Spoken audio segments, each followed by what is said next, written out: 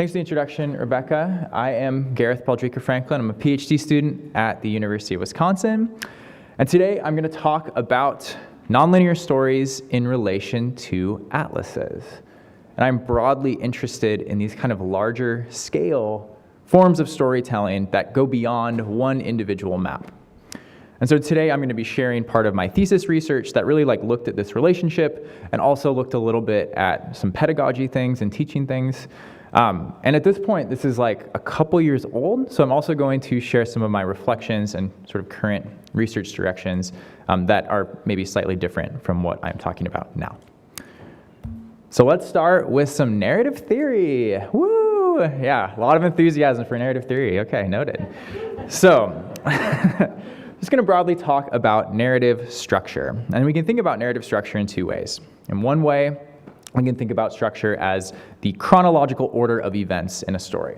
So thinking about it in this way, some stories are linear because they are conveyed chronologically. Events are relayed in the order in which they took place. Now, on the flip side, we can think about this in a nonlinear way, where events are relayed out of chronological order. And this is not this is a binary that I'm presenting it as. It's really more of a spectrum. There's many points in a continuum there. But we can also think in this way about the physical structure of the story.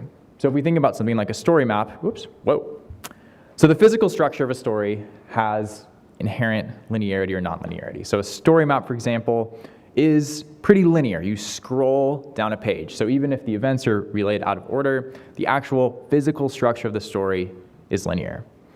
But what about something like an online atlas? And I mention this because I've worked on several online atlases. This is top of mind.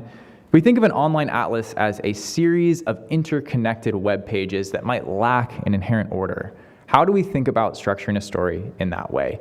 And also, part of this is that choice is really being put into the user's hands. So how do we think about agency?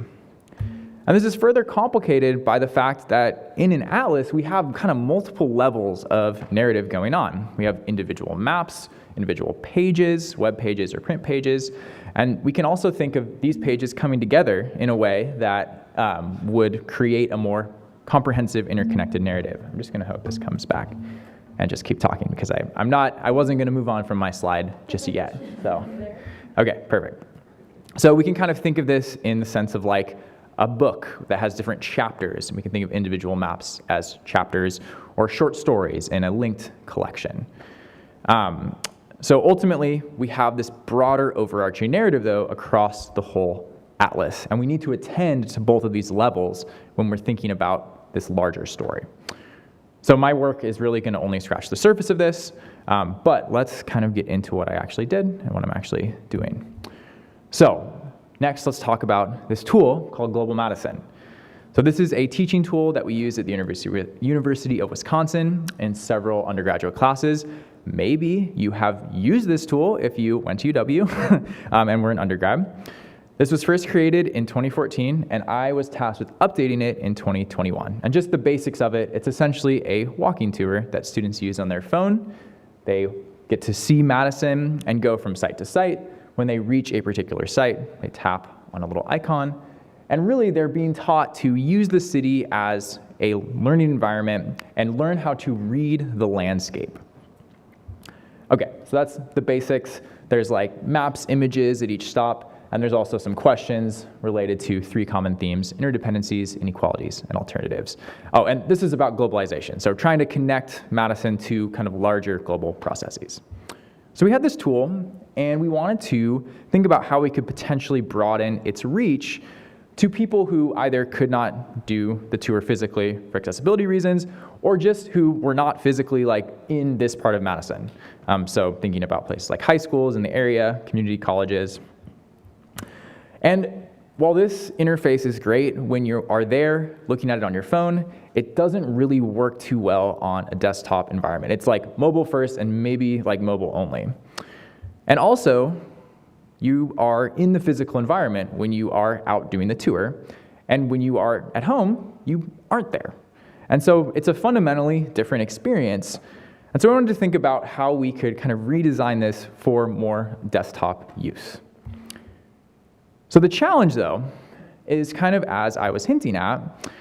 When you are doing the walking tour, you are immersed in place. You are physically there. There's so much multi-sensory information going on around you. How can we immerse students who aren't there? And I mean, the short answer is you can't really like simulate the experience directly. Like, that's just impossible. But how can we provide some immersion? And so I drew on game scholarship and what's called interactive narratology, which kind of teaches us that immersion in this context is a partial function of agency. So if you have choice in how you engage with a narrative, you potentially will be more immersed. So if you have more control, another way of thinking about it. So I was really curious about some of the specific characteristics of the internet as a medium that are unique to the internet that we could leverage to kind of provoke this immersion in a map reader. So here's what I did. So I had Global Madison, this tool with all this information about Madison at different stops, and I took that and I turned it into an atlas, a desktop kind of experience. And there were two versions of this atlas. And they were the same in terms of content, they just differed in terms of their organization and the way parts of the narrative were structured. And I was really curious about things like hyperlinking, things that we cannot do in print that are different when you're doing a walking tour. And really, I was kind of trying to get at this question here: how do different narrative and navigational structures affect user experience in a very broad sense? So what I'm going to do is I'm going to go through each of these versions, talk about how they were structured, like the specifics of that, and also what my focus group respondents thought of each version. Okay. So the first version was called the long-form version. Basically, a long-form infographic is a story map, like we would think of an Esri story map. And what I did was I took each stop on the tour, turned that into a story map. And you can see on the right, each of these story maps was accessible via this top navigation bar. And additionally, you could traverse the atlas through linear, next, previous buttons at the bottom of each page. So you had kind of a couple options for how you engaged with the atlas. And in general, especially compared to the original walking tour, which again, like I said, not designed for desktop, the version that was designed for desktop was like universally preferred. Everyone really liked the way that this was set up. They thought that the information was like easy to engage with. It felt like a story, which makes sense because we're used to the way story maps look and feel. So overall, very, very positive. There were a few small critiques. One was that they were like too long. There's too much white space. So it took a long time to scroll through. Additionally, a really interesting critique was one of my participants tried to engage with this in the reverse order. So they started at the end, tried to go backwards. And they said that they missed information when they were doing that. And that made me think that, man, I should have like rewritten all this before, instead of just taking it directly from the walking tour. But really, the important point there is that like if we're thinking about this kind of more nonlinear, agency-driven storytelling, it really needs to be modular. Each little individual story that might come together needs to be approachable on its own, which is going to be one of my key takeaways. Additionally, people could use the linear navigation, they could use a navigation bar. They were like, oh, we want hyperlinks. We want to be able to go to different parts of the atlas, go to sources. Okay, that makes sense. So, and also reflects the next version, which I called the network version. This version basically has more pages, so each of those longer story maps, I cut them into quarters based on like the three themes that I mentioned earlier, so that added a second navigation bar at the top for each individual theme. We've got intro, interdependencies, inequalities, alternatives. That's a mini story map in each one. And there's no linear navigation here. You had to either use a navigation bar or use these hyperlinks to jump around in the story, which I was like, that'll be so cool. It's like when you're on Wikipedia and you're kind of following your curiosity and like learning new things. But people hated it, like universally reviled, like very, very strong participant reactions to this, which is interesting. And yeah, not exactly what I was expecting, but I think that the main reason for that was that these hyperlinks were not like very obvious in terms of their origin and destination. And so like the link itself would not necessarily reflect exact text in the destination. And so they were kind of thematically related, but there needed to be a more kind of direct relationship there. So that was a big takeaway. But beyond that, these like shorter stories were preferred. And also people wanted that like linear navigation as well.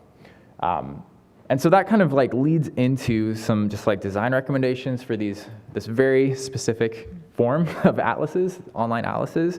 And I've kind of mentioned some of these so far, but if we are trying to kind of approach a larger narrative, we need to have individual stories that are self-contained, stand on their own, come together.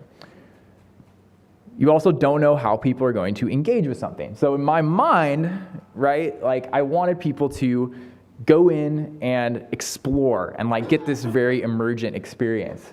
But especially for an educational tool, you don't really know if students are going to want to do that. And they probably aren't, right? They're just going to want to approach it linearly. So providing students with more than one path, or users generally, is important. You want to make sure that there are multiple ways to engage, which is, again, adding more agency in the user's hands. Make sure links between pages are clear. I don't know, that might be obvious, but this is a research takeaway. Yeah, make sure there's an origin and destination that are clear.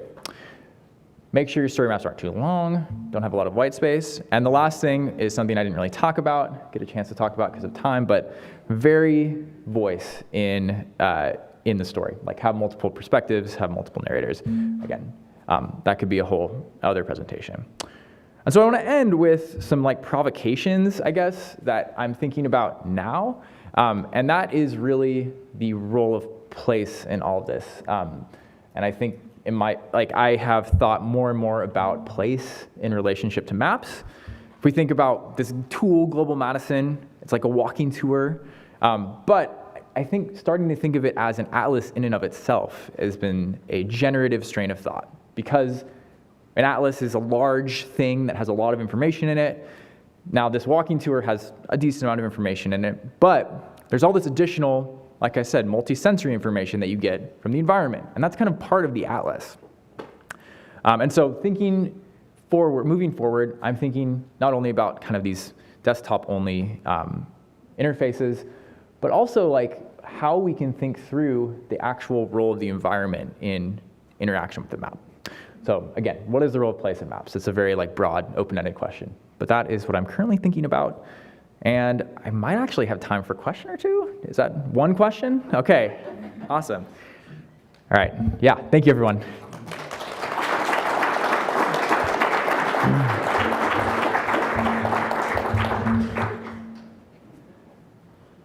Any questions? Yes, Nyla.